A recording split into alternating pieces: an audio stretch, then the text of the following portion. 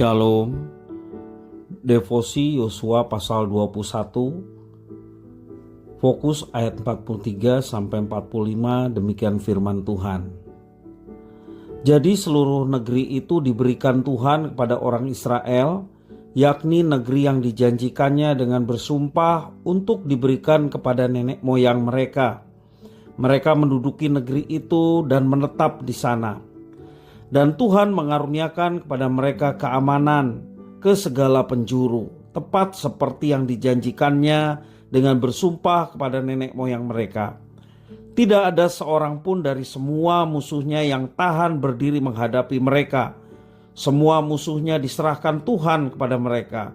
Dari segala yang baik yang dijanjikan Tuhan kepada kaum Israel, tidak ada yang tidak dipenuhi, semuanya terpenuhi. Demikian firman Tuhan. Kita hidup di dalam dunia yang dibanjiri dengan janji.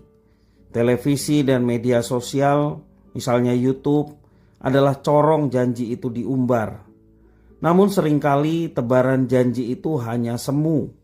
Janji itu akan terpenuhi kalau kita memenuhi syarat yang disodorkannya. Kita terlebih dahulu harus membayar sejumlah uang, baru kemudian janji itu akan bisa dirasakan. Bahkan seringkali janji itu manipulasi syarat-syaratnya. Akibatnya siapa saja yang tidak cermat malah menjadi tertipu. Bacaan firman Tuhan hari ini berbicara tentang janji. Tuhan selalu menepati janjinya. Dia tidak mengajukan syarat yang manipulatif. Sebaliknya syarat pemenuhan janjinya cukup sederhana, yaitu melakukan perintahnya. Contoh yang paling awal adalah Abraham. Tuhan menjanjikan kepadanya tanah perjanjian, asalkan Abraham mau bertindak sesuai dengan firman-Nya. Hal serupa terjadi kepada bangsa Israel. Selama Israel taat pada perintah Tuhan, maka penyertaan dan penggenapan janji Tuhan itu pasti nyata. Tuhan akan membuat semua hal menjadi mudah.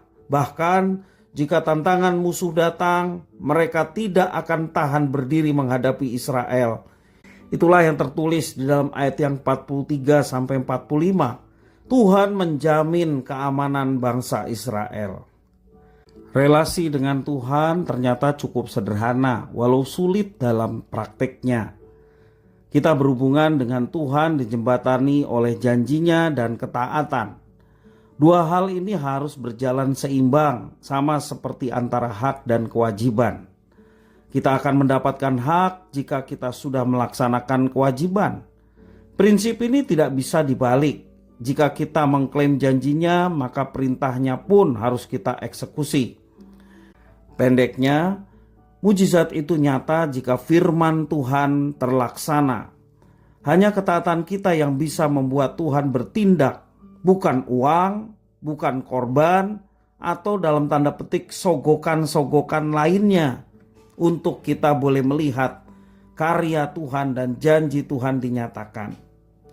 Pertanyaan kita sekarang adalah bagaimana kedua aspek itu menjadi seimbang dalam kehidupan kita, antara janji Tuhan dan ketaatan. Apakah kita hanya merengek untuk menuntut janji Tuhan, namun kita lupa menjalani kewajiban kita, yakni hidup dalam ketaatan? Bagian kita hanyalah taat kepada Tuhan. Dia pasti setia dalam janjinya. Jangan kita hanya menuntut janjinya sekali lagi, tetapi kita tidak pernah hidup dalam ketaatan. Kita hanya mau diberkati, tetapi kita tidak mau untuk hidup dalam ketaatan. Mungkin kita mendapatkan sesuatu yang kita perjuangkan, tetapi sia-sia kalau itu bukan dari Tuhan. Sebab di luar Tuhan pun bisa memberikan apa yang kita inginkan.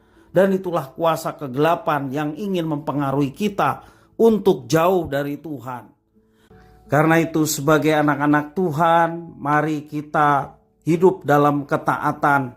Maka Tuhan melihat setiap apa yang kita kerjakan. Dan tentunya kalau Dia setia akan menggenapi janjinya, Dia pun akan menyatakan janji itu kepada setiap anak-anaknya yang dengan tekun dan setia hidup dalam ketaatan akan firman-Nya. Tuhan Yesus memberkati.